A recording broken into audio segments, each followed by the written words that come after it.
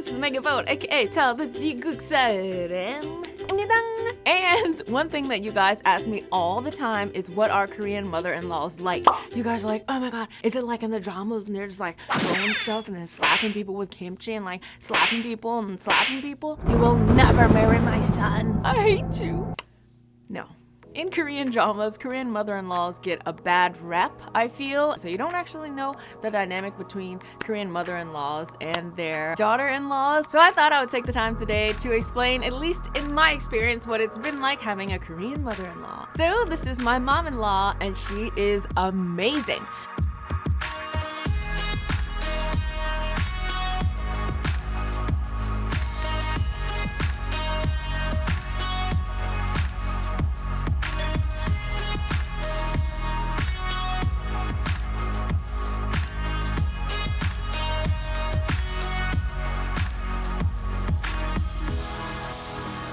In our case, like our family has 2 sons and no daughters. So the mom was so happy to have daughter-in-law. She's like, I finally have daughters. Let me treat you like daughters. And I don't know if it's because Moon is the youngest son that his family tends to really spoil us. I mean, these pants my father-in-law made for me, he literally was like, you know what? I think this style of pants would look really nice on you. So then when we were at their house, he literally just took my measurements and was like, I'm gonna make you pants. Like,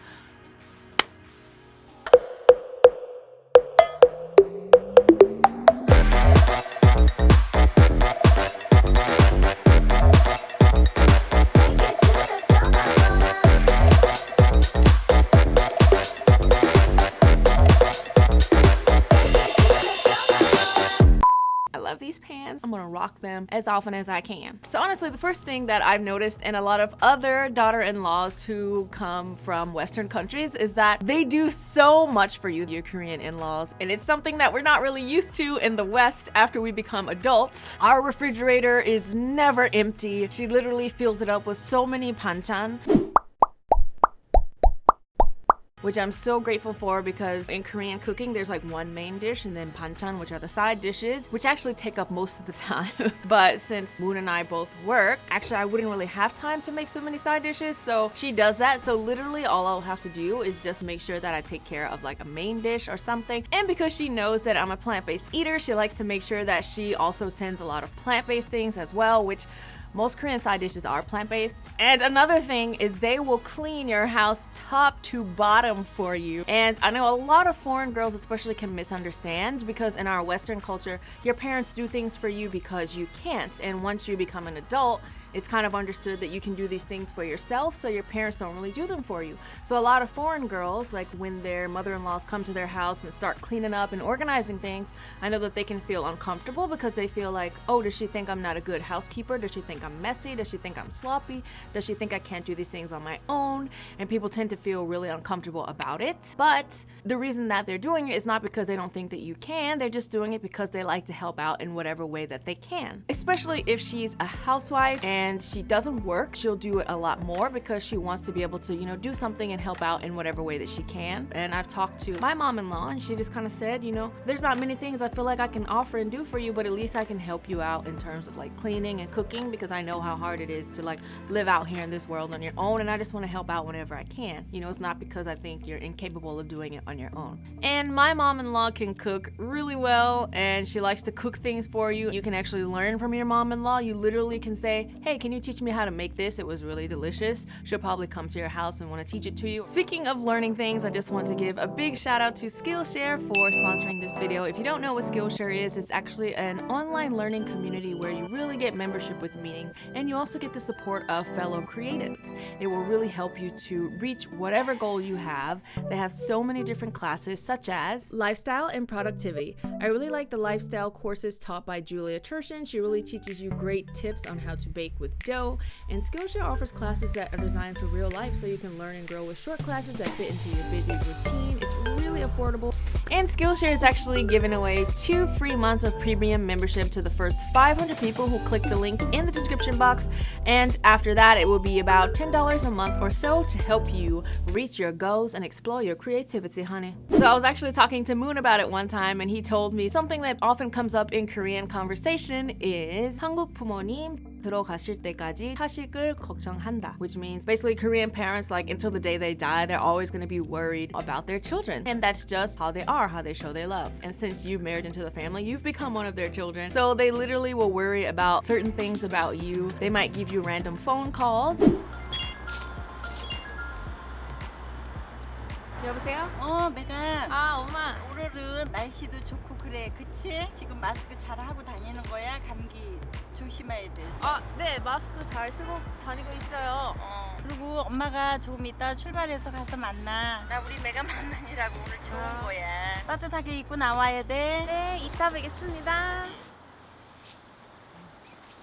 So you get those phone calls checking on you to make sure that you're doing everything to be safe. And again, a lot of Western people might misunderstand and be like, does she think I'm 5 years old? Like, I know how to dress warm. I know how to do this. But again, it's nothing about you being able to do something or not being able to do something, but it's literally just them showing that they care for you. It's just kind of how Korean parents are. If it's cold outside and your jacket is unbuttoned here, your mom-in-law might button your jacket up all the way to the top for you, which happens to me.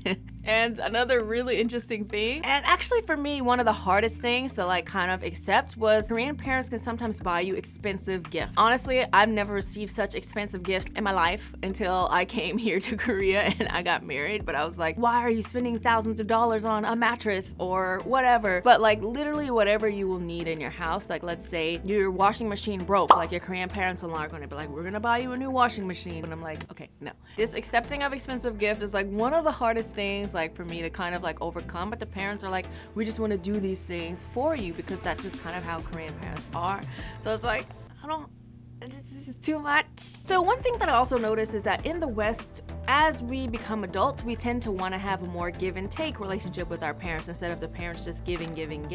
We also want to give back. One of the ways that we give back, I feel like in the West at least, is taking our parents out to dinner and stuff. So I try and take our parents out to dinner, and whenever I want to pay, they're like, it's weird. They didn't tell me, but they told Moon, and then Moon was like, yeah, my parents are like, it's weird that you want to like pay for their dinner. So I just told them, hey, it's American style. She's showing her appreciation for you by taking you out to dinner all the time.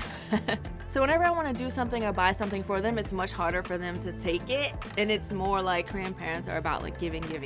Of course, they're happy like when you want to do something for them, but I've noticed that it's a bit harder for them to accept things that you want to do for them in return, like sending them on trips or like, you know, buying them things and stuff. Now that I think about it, like Moon and I were talking, and then I was saying, you know, in America, if you're an adult past a certain age, like, and you have a job, but you want to live with your parents, then it's kind of, not all parents, but I feel like a lot of people kind of pay rent even in their parents' house, or they like help out with rent and stuff like that. And Moon was like, what? Like, I can't even imagine like some Korean parents charging their children like rent to live in their house and stuff. But yeah, I think it's just more of when we become adults and we can kind of provide for ourselves, we like to give back a lot like to parents. Whereas in Korea, it's like you're always our babies. And of course they like give you your space and things like that. They're not like smothering you. So if you are a Western woman and you want to get married in Korea and your mom-in-law is doing a lot of stuff for you, girl, don't panic. It's not because you're incompetent. It's actually very nice. I remember one time I was sick and then everyone in the family called. My mom-in-law, my dad-in-law, my ajibonim, my hyungnim. They all called me that day to make sure that I was okay. And so I realized that it's a lot more of that like kind of family dynamic. I'm still trying to get used to it, of course,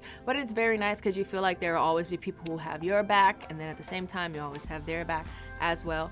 And I think that that's one of the things that's like really nice and beautiful about Korean families. And whenever you have something, people are going to want to be there to support you and your family. Like when I do my fitness competitions, like my mom-in-law, my dad, and then one of the family friends was even there to like support me. They like to brag about you. Like we've been out at restaurants, and then my father-in-law was telling like the restaurant workers like, yeah, you know, my daughter, you know, she does like YouTube and stuff. I'll send you a link, you know, it's really awesome. And I've heard him on the phone like telling people, oh, you didn't see us on KBS? Like, yeah, with our daughter-in-law, like on KBS, you didn't see? Like just kind of like bragging about you and stuff like that. And it feels really nice like to have people who are like proud of you and like bragging about you and stuff like that. So basically, it's kind of the polar opposite of what you would see or expect from a drama. And that doesn't mean that there aren't people that don't have drama, but at least from what I've heard and talked to friends about, once you become a part of the family, then they treat you like family, as if you were their own daughter. So thank you guys so much for watching this video. I really appreciate the love and support. Make sure that you visit the description box so that you can sign up for Skillshare.